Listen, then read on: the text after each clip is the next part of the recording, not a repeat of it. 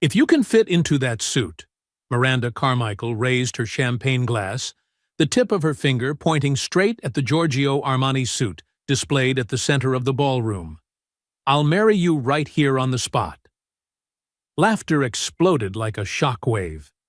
Nearly 300 guests at the Carmichael Foundation Gala, held at the St. Regis, Atlanta, all turned at once to see who had become the target of such a cruel joke. Kevin Brennan, janitor of the Carmichael Center building, stood frozen at the corner of the ballroom. The cleaning cart was still in his hands. His gray uniform, 2 sizes too big, swallowed his body, hiding even the lines he had learned to be ashamed of after so many years. Miranda Carmichael, CEO of Carmichael Properties and Development, with a fortune of more than $2.8 billion, burst into loud laughter. It was the performative, overly confident kind of laughter of someone far too familiar with being the center of attention. Her golden waves of hair swayed lightly with each dramatic gesture. "I'm serious," she waved dismissively. "Does anyone have a pen and paper? Let's draft the prenup right now." The suit she referred to was the highlight of the exhibition. An exclusive Giorgio Armani design worth $125,000. Size 40R. A slender waist, perfectly structured shoulders. A masterpiece crafted for bodies, sculpted in luxury gyms, cared for by personal nutrition teams. Kevin felt a rush of heat crawl up his neck, flushing his entire face. His eyes stung, and he blinked quickly to hold back the tears. Not here. Not in front of hundreds of people. 6 years working at high-end events had taught him a bitter truth. Rich people are exceptionally good at turning humiliation into entertainment. "Come on, handsome," a woman in a shimmering gold dress called out flirtatiously. "Say yes. It's not every day you get a single billionaire offering herself." Laughter erupted again. Phone flashes flickered, capturing every moment for Instagram stories. Kevin lowered his head, his hands gripping the cart handle so tightly his knuckles turned white. He began to walk.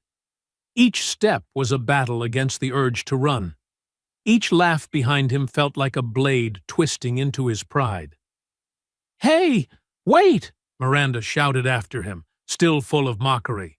"Don't run away! The offer stands. 30 days. If in 30 days you can fit into that suit, I'll keep my word." The crowd roared together, not as witnesses to a man's humiliation, but as spectators enjoying a spectacle. Kevin didn't look back. He pushed the cart through the service door, and the moment the door shut behind him, blocking out all the laughter, he leaned against the cold wall and let the last of the tears fall. But in that silent hallway, among stacks of clean towels and the smell of disinfectant, something shifted. Not a breaking, a transformation. The shame simmered, then boiled, and finally turned into something else. Anger, resolve, a vow. Those guests had no idea that Kevin Brennan was not just a nameless, invisible janitor in their eyes. 6 years ago, he had been a software engineer at a promising Atlanta startup, making a 6-figure salary with a bright future ahead. Until his wife, Hannah, died of stage 4 ovarian cancer at age 32. Kevin had to choose: career or family. Lucas and Chloe needed a present father, not one swallowed by 12-hour workdays. He gave up his programming career, took a janitorial job with flexible hours, and endured 6 years of disrespect like tonight, all to care for his kids and pay off the remaining medical debts. But tonight, everything changed. Kevin wiped his tears, inhaled deeply, and lifted his head. In silence, he made a promise. In 30 days, he would return. Not to marry her, not to seek anyone's approval, but to prove that no one had the right to define him by his appearance or his social rank. What Miranda Carmichael didn't realize was that her careless joke had just triggered a chain of events that would not only shatter her polished reputation, but expose the secrets she had long buried beneath wealth and influence. Because Kevin would not return alone. And when he came back, it wouldn't just be his body that had transformed. If you want to know how an invisible janitor became the explosive force that tore apart the life of an arrogant billionaire, hit subscribe. Because what comes next will prove that underestimating someone who has nothing left to lose is the most expensive mistake you can make. Kevin couldn't sleep that night. And strangely, not because of the humiliation. Sitting in the small kitchen of his East Atlanta Village apartment at 2 a.m., he realized that very clearly. He opened his old laptop, the one ignored for 6 years, except for helping his kids with homework, and typed 3 words into the search bar. Miranda Carmichael scandal. A flood of results appeared.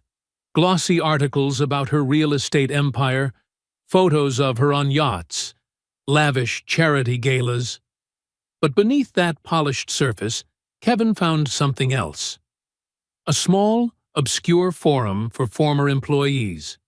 Quietly filed workplace complaints. Rumors of confidential settlements. Interesting, he murmured, whispering as he systematically saved each link. But before digging deeper, Kevin had to face something harder than anything else. Himself. He walked into the bathroom, turned on the light, and forced himself to look in the mirror. Really look. For the first time in years, the man staring back weighed 138 kilograms. A large belly stretched against an old t-shirt.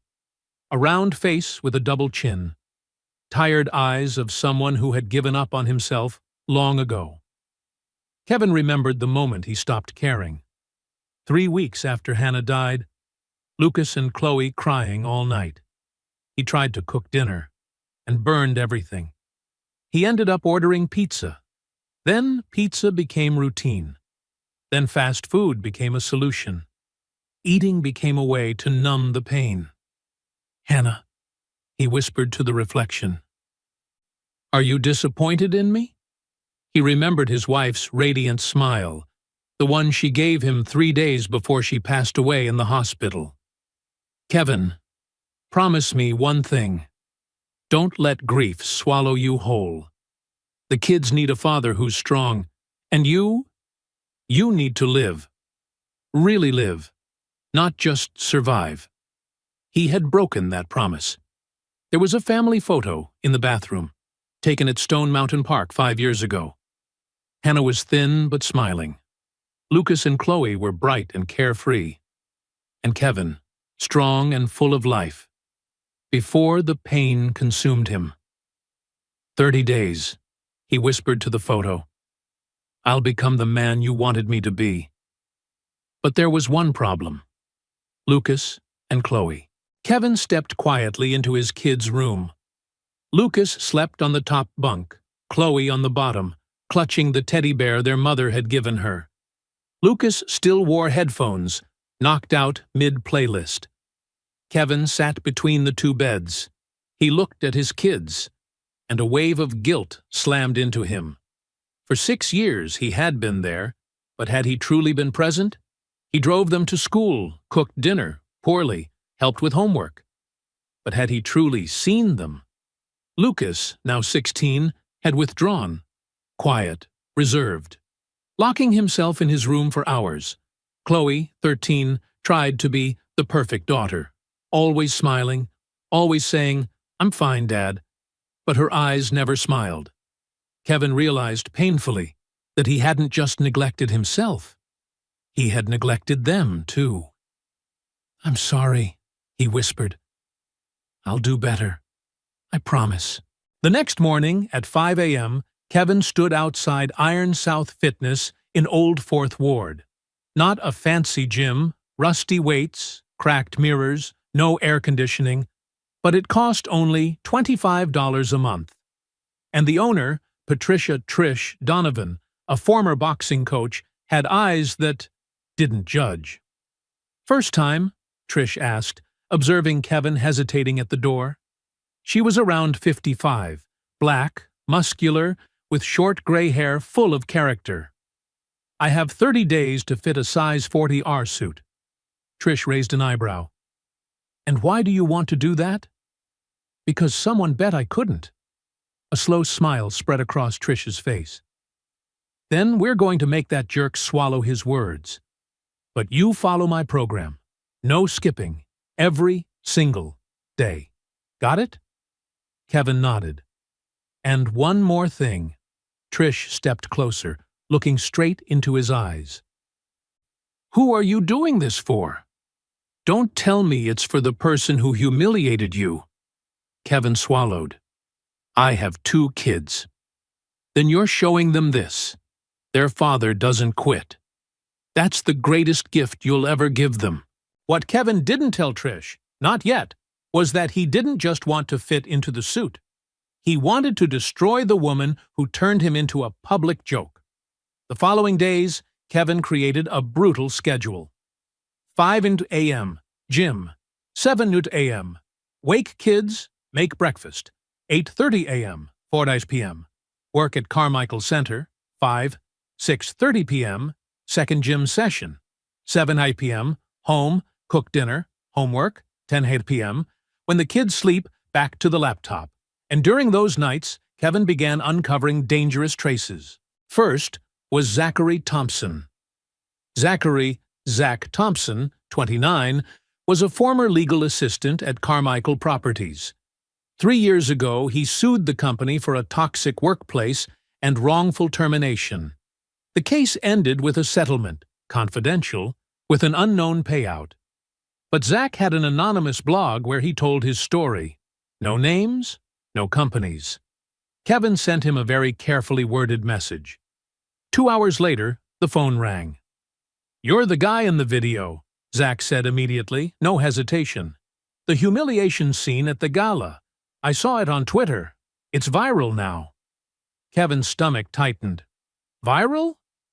3 million views, but most comments are on your side. Zach paused. "Why are you contacting me?" "Because I saw your lawsuit, and I don't think you're the only one."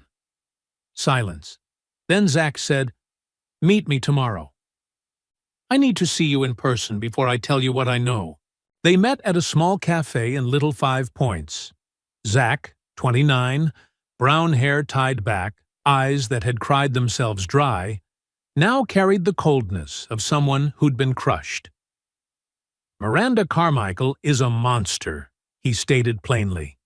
"But an intelligent monster. She has files on everyone but herself. Employees, partners, even family. She uses them as insurance." "Where does she keep them?" "I don't know, but I know who will." Zach slid a piece of paper across the table. "Mitchell Graham, her CFO for 10 years, fired last month for breach of trust, but really because he saw something he wasn't supposed to."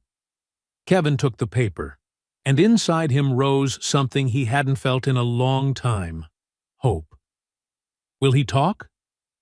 If you really plan on taking down this monster? Zach stared straight into Kevin's eyes. He will help. Meanwhile, Miranda continued life as if nothing had happened, but her advisors began noticing something unusual.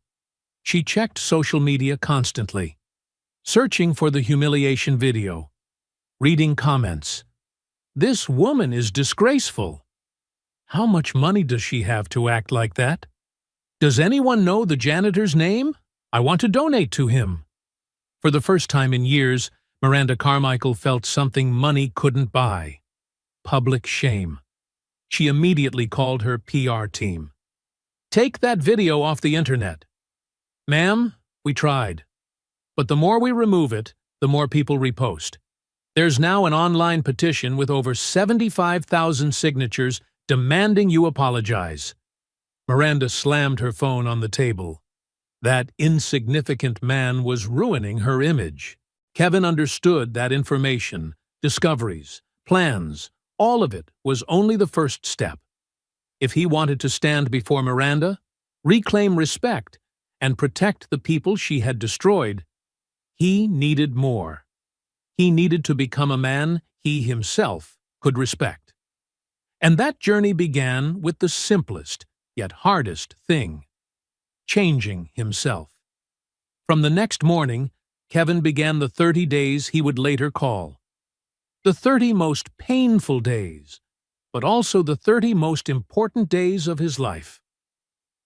In the first days, Kevin could barely stand up. His whole body ached, as if he'd been run over by a truck. Trish knocked on the locker room door. "Brennan! You dead in there?" "Almost." Kevin groaned. "Good. Pain means the body is changing. Get out here and do 100 burpees. I can't do one. Then half burpees, then quarter burpees. But the final number is still 100. It took 45 minutes. Kevin collapsed 3 times, but he finished. Lying flat on the floor, sweat pouring off him, body shaking, Kevin panted. Trish sat down beside him. "Want to know why I opened this gym?" she asked. Kevin nodded, too exhausted to speak. "My ex-husband beat me. 12 years. I was helpless, ashamed, weak. One day my 8-year-old daughter asked, 'Mom, why do you let Dad do that?' Trish paused, her eyes far away. That day, I turned to boxing. Not to hit back, but to find myself again. Every punch into the heavy bag was a piece of self-respect I took back. 6 months later, I was strong enough to leave. Not just in body, in spirit." She looked Kevin straight in the eyes. "This isn't about the suit, Kevin. It's about you taking your life back." Tears welled. Not from pain, but because someone finally understood. But the first week wasn't just physically hard. It was harder at home. Lucas caught Kevin shuffling up at 5 in the morning on his way to the bathroom. "Where are you going, Dad?" Kevin hesitated, then chose the truth. "I'm trying to change, son." "Why now?" "Because I realized I'd let myself go. And when I gave up on myself, I gave up on you too." The 16-year-old was quiet for a moment. "You didn't give up on us?" "Yes, I did. I was there, but I wasn't really present." "I'm sorry," Lucas looked down. "I gave up on some things too." "Like what?" "I quit the basketball team. I didn't tell you because I was afraid you already had too much to handle." Kevin's heart cracked. "Why did you quit?" "Because you never came to my games. I didn't want to make you come. You were always tired." Kevin hugged his son in the dark hallway, both of them crying. "I'll do better," he whispered. "I promise. If you want to go back to the team, I'll be at every game. Every single one." Chloe was a different story. The 13-year-old saw Kevin eating salad instead of pizza. "Are you sick, Dad?" Her eyes were wide, worried. "No, sweetheart. I'm just eating healthier, like Mom. Before Mom." Her voice caught. Kevin knelt down, taking her small hand. "Chloe, look at me. I'm not sick. I'm getting healthier. Big difference. Promise?" "I promise. And you know what? I'm doing this for you and Lucas too. You both need a dad who's strong, a dad who'll be here a long time." Chloe pressed her face into his chest, sobbing. "I don't want to lose you like we lost Mom." "You won't lose me. I'm here. And this time, I'll be here in a better way." On day 10, something important happened. Kevin had lost 6 kilograms. His clothes hugged him a little more. But more importantly, he felt different. Trish noticed at once. "You're walking differently, head higher. I feel like I can breathe deeper." "Because you're carrying less weight, not just body weight." The second week was also when the investigation entered a serious phase. Kevin met Mitchell Graham at a bar in Grant Park. The man was depleted, looking older than his 48 years. "My niece, Lauren." Mitchell took a sip of whiskey. "She used to shine. top student at Georgia Tech, MBA from Emory. A brilliant future. What happened? Miranda, he said quietly. She hired her as a financial analyst. It was fine at first. Then it started subtle comments about her looks, career discussion dinners, touches that shouldn't have happened. Mitchell gripped his glass. Lauren said no, very professionally. A week later, she was fired for poor performance. Miranda spread rumors, said she was unstable, untrustworthy. The whole industry shut its doors to her. How is she now? A cashier at Kroger, with an MBA. Every day I see a little of the light in her eyes go out. Anger boiled in Kevin. We're not going to let her do that to anyone else. How? You said she keeps files. We have to get them. Mitchell hesitated, then nodded. I know where the backup copies are. Her private attorney's office in Buckhead. I used to go there to sign confidentiality papers. I know the security system. Can we get in? Dangerous, but possible. If you're truly committed, Kevin looked him straight in the eyes. I'm committed. Not everything went smoothly. On day 12, Kevin almost quit. While mopping the floors at the Carmichael Center, he overheard two office workers whispering. See that video? The obese janitor. God, yes. Miranda was cruel, but look at him. That suit on him? Please, 30 days? Maybe 30 years. They burst out laughing and walked off. Kevin froze. The mop shook in his hands. Every doubting voice in his head came roaring back. They're right. I'm just fooling myself. I can't do this. He parked the cart, went into the restroom, locked a stall. Sitting on the toilet lid, he opened his phone and scrolled through photos. Hannah, Lucas, and Chloe. Then a selfie from that morning. The difference was there. Slimmer face, brighter eyes. He opened the humiliation video. It hurt, but he'd saved it. On the screen was himself. Head bowed, shoulders collapsed, hands trembling.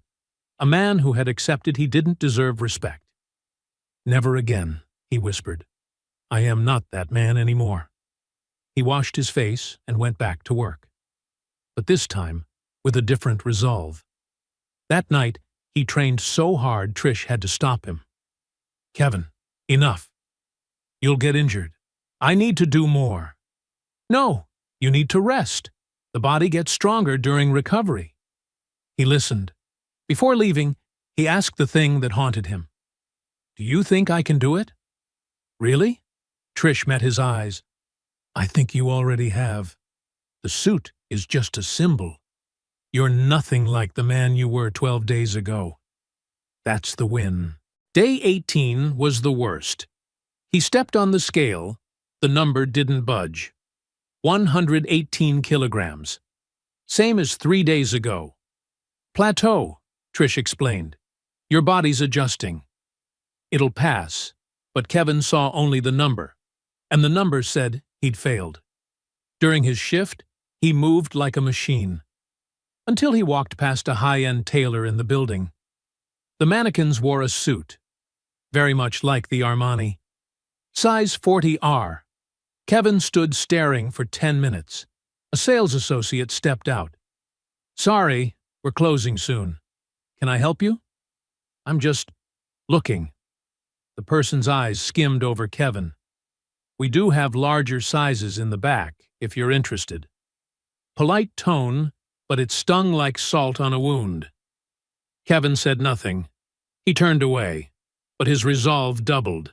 That night, there was an important family talk.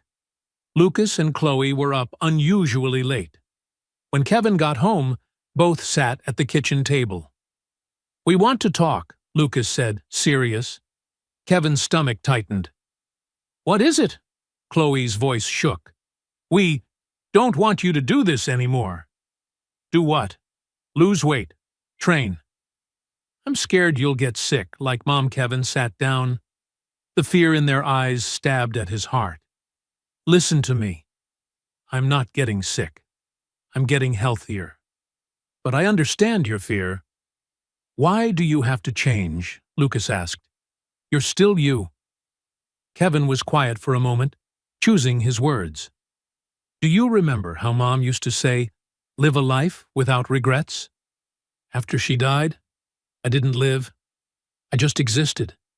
I turned down promotions, turned down going out, turned down joy. I was afraid that if I was happy, it meant betraying Mom. Tears streamed down both their faces. But I realized, not living is the betrayal. Betraying Mom, who wanted me happy. Betraying you, who need a father truly present. And betraying myself. Kevin took their hands. I'm doing this because I want to live long enough to see you graduate, get married, have kids. I want to run with you, not just sit and watch. I want to be the father you deserve. Chloe shot up and wrapped her arms around him. Lucas hesitated a beat, then hugged him too. If you're doing it, Chloe whispered, we want to do it with you. Do what? Eat healthier. Move more. Together. Like a family. Tears of pain and joy mingled. Okay, Kevin said. Like a family. The next day, a small miracle happened. His body broke the plateau. He dropped 3 kilograms in a single day. More importantly, when Kevin got to the gym, Lucas and Chloe were already there, in workout clothes. We want to train with you, Dad, Lucas said. Trish grinned. Welcome to Iron South Fitness, the Brennan Warriors. Their first family workout began. Sweat, laughter, even some stifled tears. But they did it together.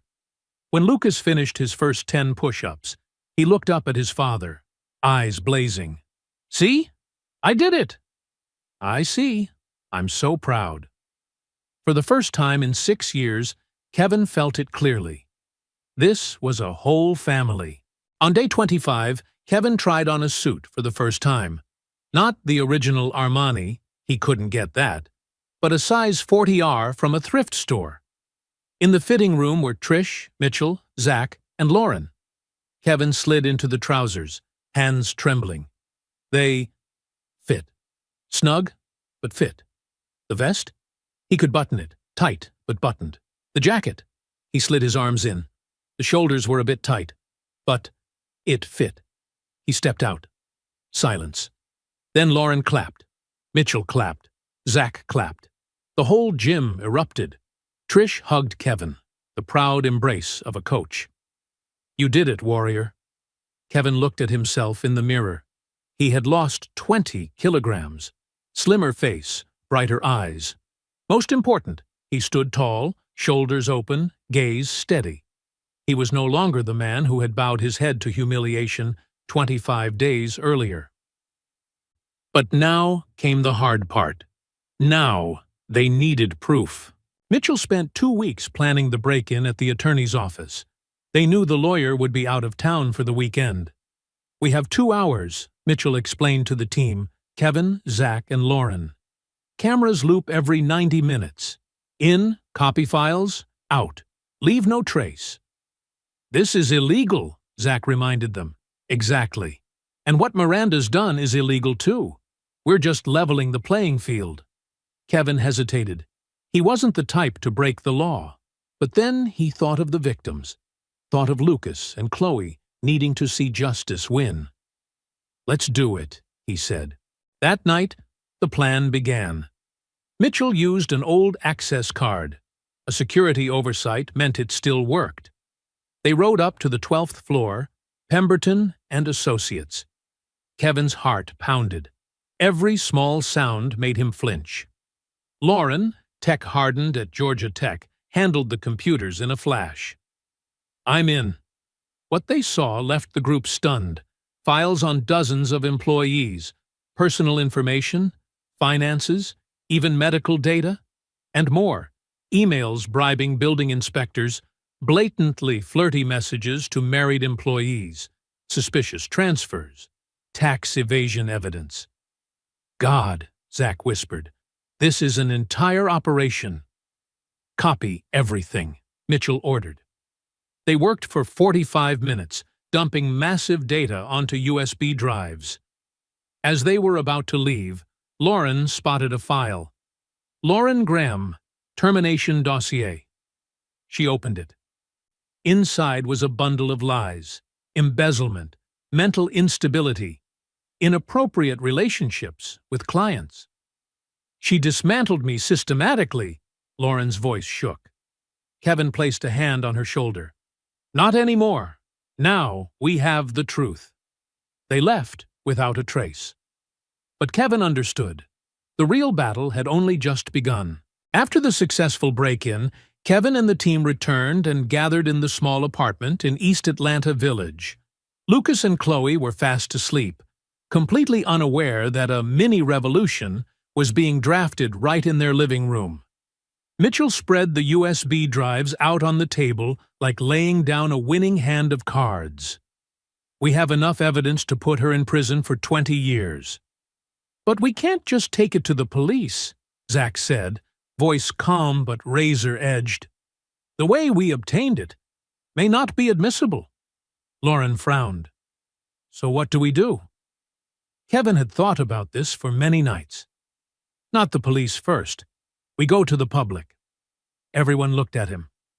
The next Carmichael Foundation Gala is in 5 days, Kevin said. The charity auction. The suit will be displayed. Miranda will definitely be there. She loves a crowd. He looked at each face in the room. We're going there, and we'll expose her in front of 400 guests, the press, the cameras. Once the truth is brought to light, the police will be forced to investigate, no matter how we got the data. That's dangerous, Mitchell reminded him. Miranda has influence. She could sue us for defamation, invasion, anything. Only if we lie, Kevin replied. But this isn't a lie. We have the truth. Lauren leaned back in her chair, thinking, if we do this, our lives will change forever. She'll see us as enemies. Kevin smiled slightly, a smile with no fear left in it. My life changed the night she humiliated me. The difference is, this time, I choose how it changes. Silence stretched taut as a bowstring. Then Zach nodded. Lauren nodded. Mitchell nodded. All right, Mitchell said firmly, but we do it right. We need a good lawyer. We need a media strategy. And, he drew a deep breath, we need a lot more victims to come forward. I know who, Zach said immediately. Sarah Kim, labor attorney. She represented me. She hates Miranda with a kind of sacred fervor. Kevin nodded. Contact her. Sarah Kim, 45, Korean-American, black bob, horn-rimmed glasses, listened to the whole story in her small office in Decatur. When they finished, she folded her arms and looked at the group. Do you understand who you're asking me to go up against? Miranda Carmichael has the best legal team in the state. But she doesn't have this. Kevin slid the USB toward her. Sarah plugged it into her laptop. 30 minutes passed in the clicks of a mouse and increasingly heavy breathing. Her face shifted from indifferent, surprised, shocked, outraged. Good Lord, she whispered. I knew she was bad. But this is systemic. This is a weapon. She controls people through their vulnerabilities. Will you help? Lauren asked. Sarah looked up, eyes sharp as steel. Not just help. I'll represent you pro bono. I've waited 3 years for this exact moment. Over the next 3 days, Sarah built the legal strategy. Kevin returned to the crucial task, finding more victims. Zach and Lauren reached out to former employees through the forum. Some were afraid, some wouldn't speak, but some had been waiting for this day far too long. Marcus Williams, 34, former marketing director, pressured to leave his wife to be involved with her. He refused and was fired for restructuring. Jennifer Park, 29, architect, worked 80 hours a week with no overtime, then suffered a nervous breakdown leading to hospitalization, and was ultimately fired while in treatment. David Richardson, 52, structural engineer, pressured to sign off on false safety reports because a building failed to meet standards, left with a conscience that tormented him daily. By the evening of the 29th, they had 7 people ready to speak out. 7 stories, 7 wounds, 7 voices unwilling to stay silent. The night before the gala, Kevin sat in the living room, gazing at the family photo taken at Stone Mountain Park. Hannah smiled in the picture, the smile that hurt him, and also reminded him to live. "Do you think I'm doing the right thing?" he asked into the empty air. "Are you talking to Mom?" Lucas stood at the end of the hallway, hair tousled, eyes still sleepy. "Son, why are you up?" "I know tomorrow's important. I couldn't sleep." Kevin was taken aback. "You know?" "Dad, I'm 16. I see, I hear. I know you're not just going to the gym. You're getting ready to fight." Kevin looked at his son. Pride, ache, but no more hiding. "You're right.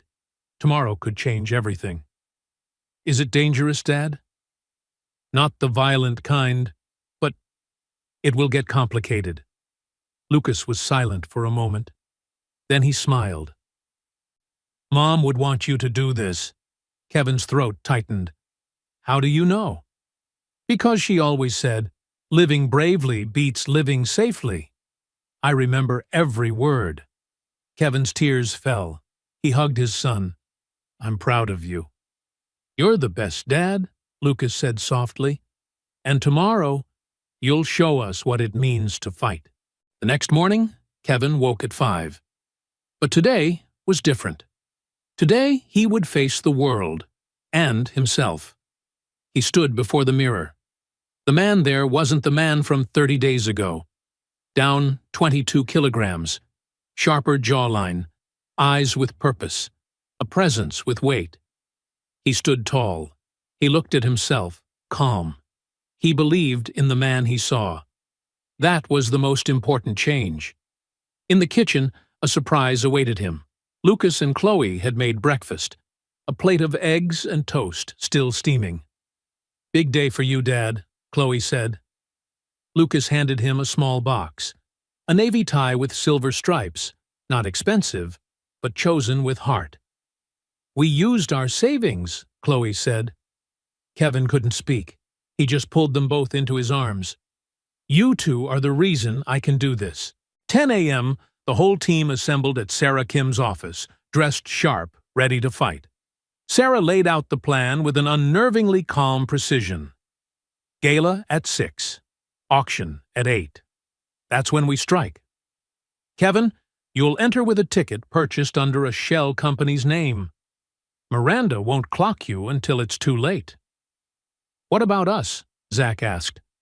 "You go in separately. When Kevin gives the signal, move in. I've invited 5 reporters.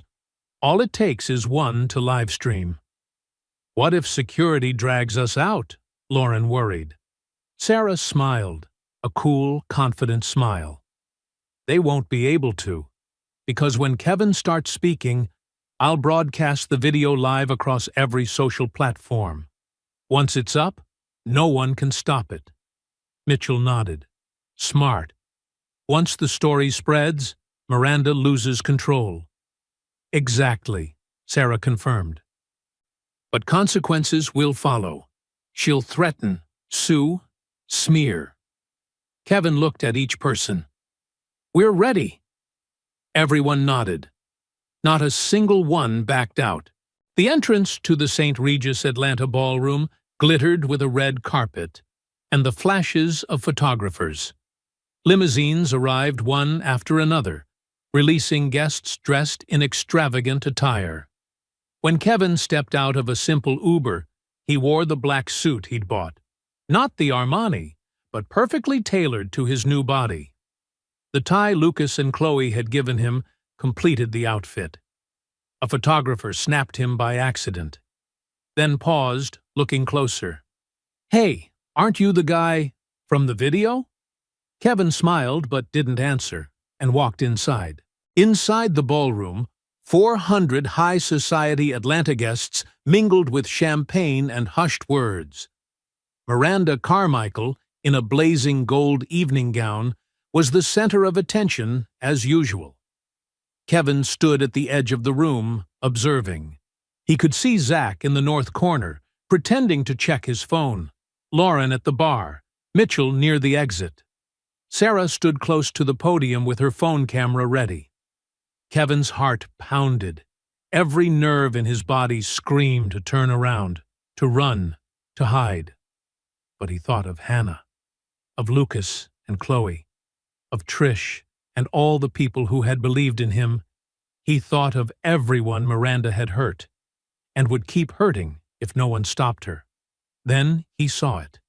The Armani suit, displayed on a mannequin at the center of the room, just like 30 days earlier.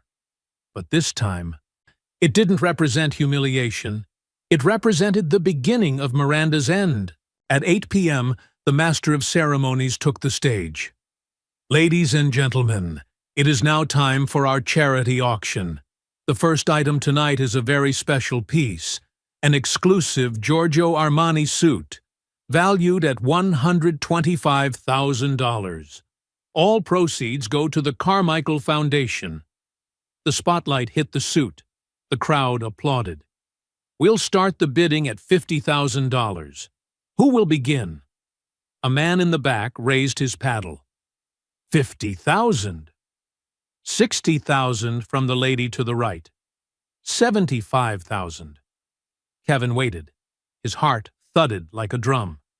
$85,000 from the gentleman in the back. $90,000. The MC scanned the room. Anyone else? $90,000 going once. Kevin raised his hand. I want to say something. The room fell silent. The MC faltered. I'm sorry, sir. This isn't the time for... My name is Kevin Brennan, Kevin said, louder and clearer than he'd ever imagined he could. 30 days ago, at this very event, I was publicly humiliated by Miranda Carmichael. A wave of whispers erupted. Phones rose to record. Miranda, standing near the podium, went pale. She challenged me to fit into that suit in 30 days. If I did, she said she'd marry me. The crowd laughed. The video spread. 3 million people watched me made a joke of. Kevin stepped toward the center of the room. Security moved in, but Sarah stepped forward to block them. I'm his attorney. He has the right to speak. I didn't come here for the suit, Kevin continued. I came for justice. In the last 30 days, I didn't just transform my body. I investigated Miranda Carmichael, and what I found is criminal. This is absurd, Miranda screamed, her voice shaking. Security! Get this man out! I have evidence, Kevin said, louder. Sarah handed him a tablet. Kevin held it up, and the large screen behind the podium suddenly lit. Emails appeared, text messages, bank transfers, all blown up big enough for the entire room to see. Miranda Carmichael has systematically harassed, manipulated, and destroyed dozens of employees. She keeps dossiers on them as blackmail insurance. She bribed building inspectors. She evaded taxes. And she silenced victims with non-disclosure agreements and threats. The crowd exploded. Reporters swarmed. Flashes fired like fireworks. He's lying, Miranda shrieked, but her voice sounded panicked, stripped of power. Kevin enlarged a voice memo. Miranda's voice filled the room. If she doesn't accept the deal, destroy her reputation. I don't care how. The entire ballroom seemed to stop breathing. Where did you get that? Miranda gasped. Kevin looked straight at her. You underestimated the janitor. You've always underestimated the people you think don't matter. He turned and gave the signal. Zach stepped forward. Lauren stepped forward. Mitchell stepped forward. Marcus, Jennifer, David. A line of people stood facing Miranda. These, Kevin said, "are the people you destroyed." A reporter shouted, "What do you want to say?" Zach stepped up. "I'm Zachary Thompson. Miranda created a toxic environment and bought my silence with $200,000. Today, I'm breaking the agreement. Sue me if you want." Lauren stepped up. "I'm Lauren Fisher. I was harassed, fired, and my career was ruined. I have an MBA, and I'm working as a cashier. Because of her." A woman stepped out of the crowd. None of the group knew who she was. "I'm Amanda Foster," she said. "I was threatened with losing my child if I spoke up. I've been silent for 3 years. Not anymore." Others followed. Then more. Soon, 12 people stood in a row. Miranda looked around, collapsing by the second. People who'd stood beside her moments earlier now stepped away, afraid to even touch her. "You've been bought!" Miranda screamed. "This is all a conspiracy." Kevin shook his head, his voice so calm it chilled. "We weren't paid," Kevin said evenly. "We're just telling the truth. And here's the best part, Miranda. I did fit into the suit." He opened his jacket to reveal the t-shirt underneath. "Dignity doesn't depend on size. The size 40R suit, I fit into it, but I don't want to marry you. I want you held accountable." Applause broke out, scattered at first, then gathering, then roaring like a storm. Women stood first, then men. Then the entire hall rose. 2 security officers approached, but not toward Kevin. "Ms. Carmichael," one of them said, "Atlanta police would like to speak with you about bribery allegations based on these emails."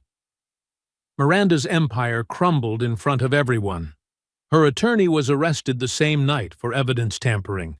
3 companies canceled contracts worth millions of dollars before midnight.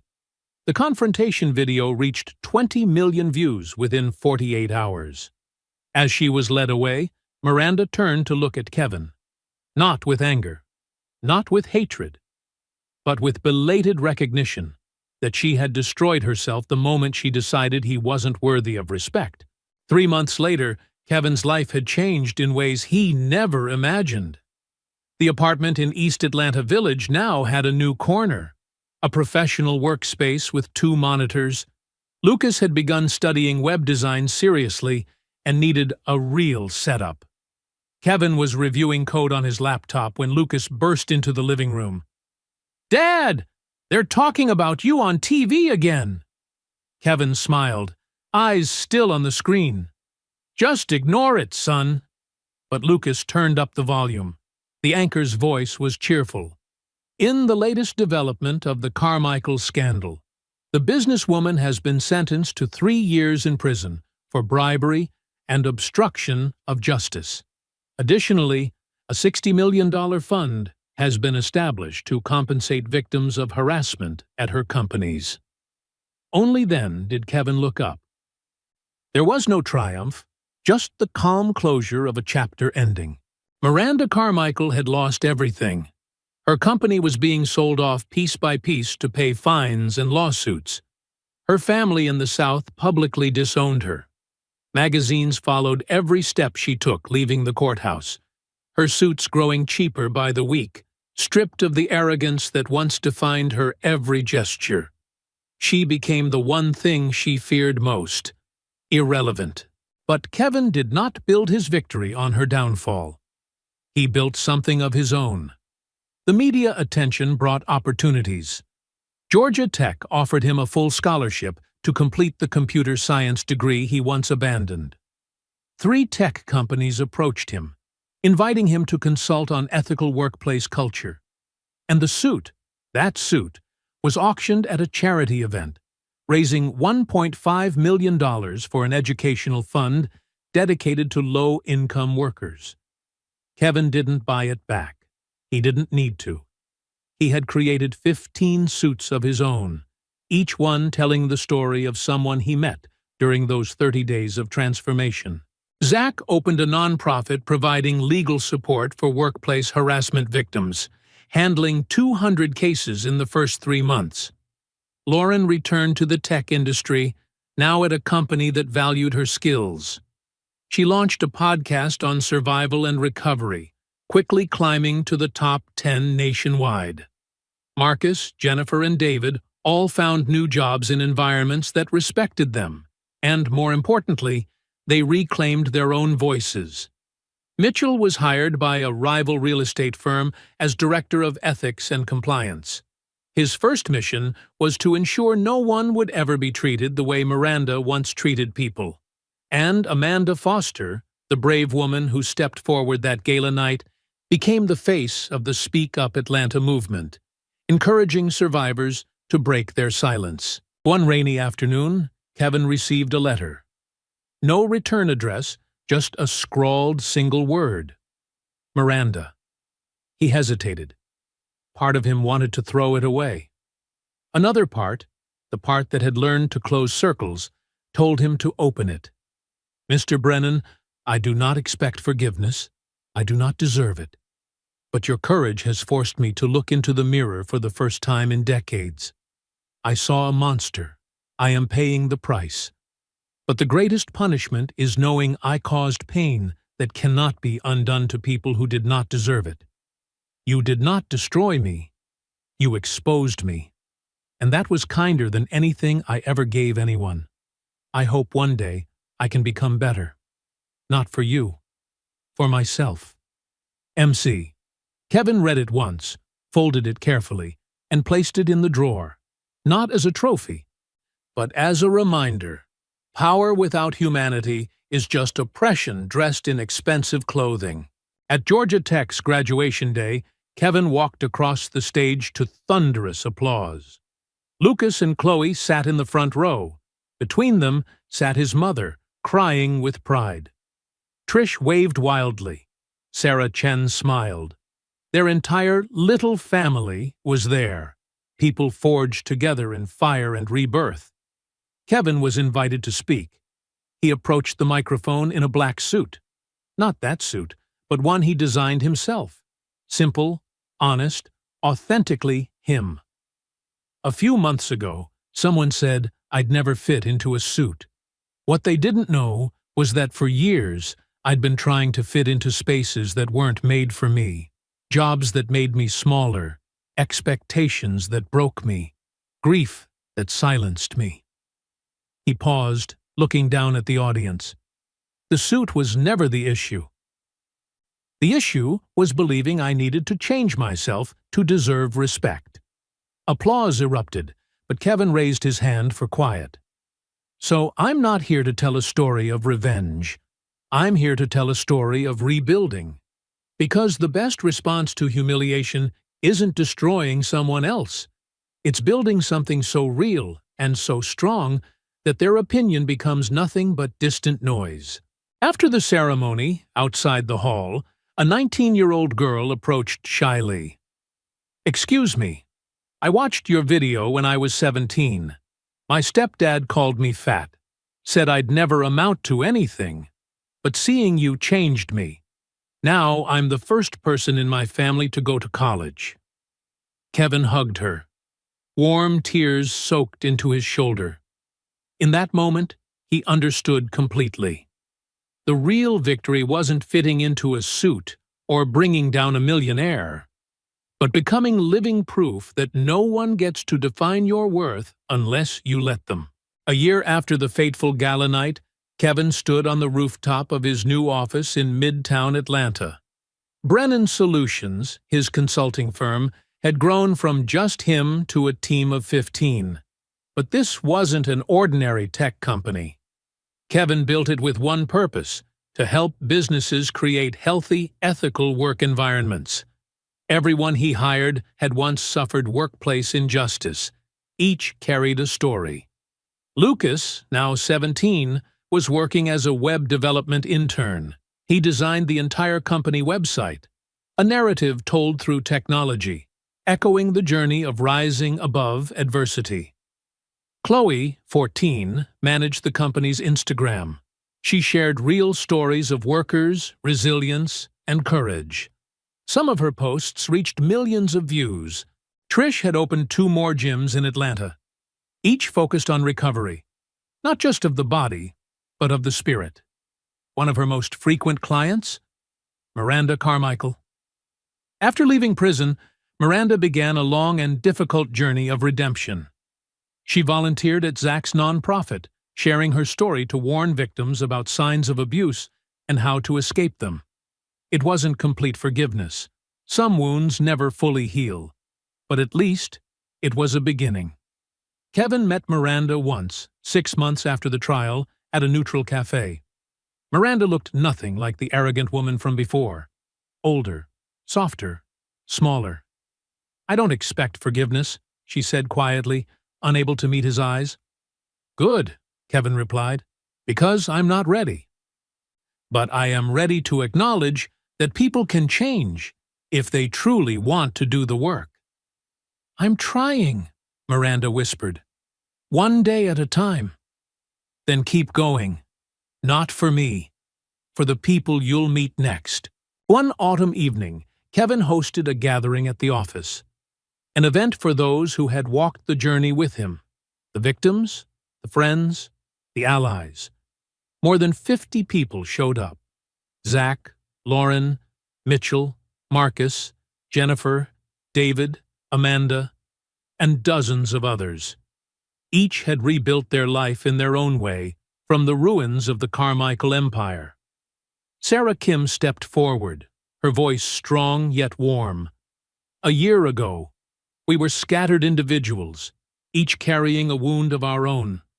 Today, we are a community, and we have proven that when those who are underestimated stand together, they cannot be stopped." Applause erupted. There were tears, but not tears of sadness, tears of closure and beginnings. Kevin stepped up next. "I want to thank all of you, not just for helping me expose Miranda, but for teaching me that true strength isn't measured by victory. It's measured by standing up and moving forward." He looked around at each face, now a small family. "We didn't begin this journey seeking fame. We did it because we were tired of being silenced. And in rising up, we found something far more valuable than recognition. We found our own voices."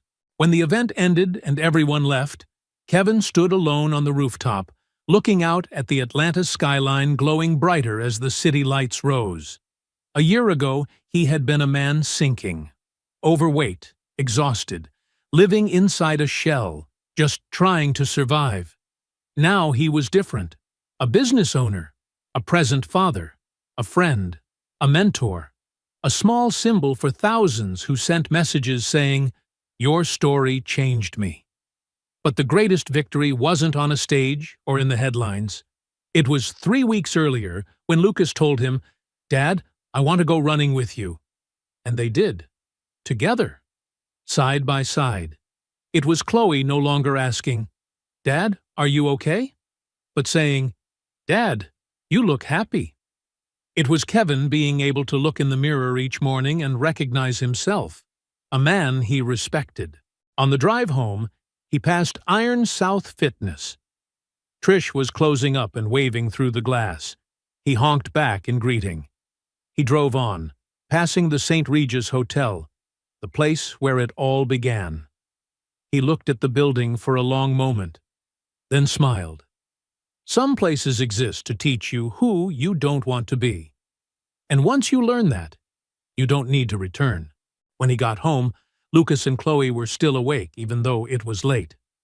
"We have something for you," Lucas said, handing him a small, carefully wrapped box. Kevin opened it. Inside was a picture frame, a new family photo taken the week before. The 3 of them standing on the rooftop of Brennan Solutions, holding hands, smiling.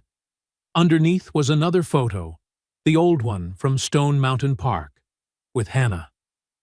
"We put Mom in," Chloe said softly, "because she's part of this journey. She's the one who started it all." Kevin pulled them both close, tears falling uncontrollably. "Your mom would be so proud," he whispered, "of you two, and of me. I finally kept my promise to her. When the kids were asleep, Kevin sat alone in the living room, the photo in his hands. He looked at Hannah's face for a long time. "I did it, my love," he whispered. "I didn't just survive. I lived. Truly lived. And I'm teaching the kids to do the same." He placed the photo on the shelf next to a certificate from the governor of Georgia, honoring him as outstanding entrepreneur in ethical business. But the certificate wasn't what mattered.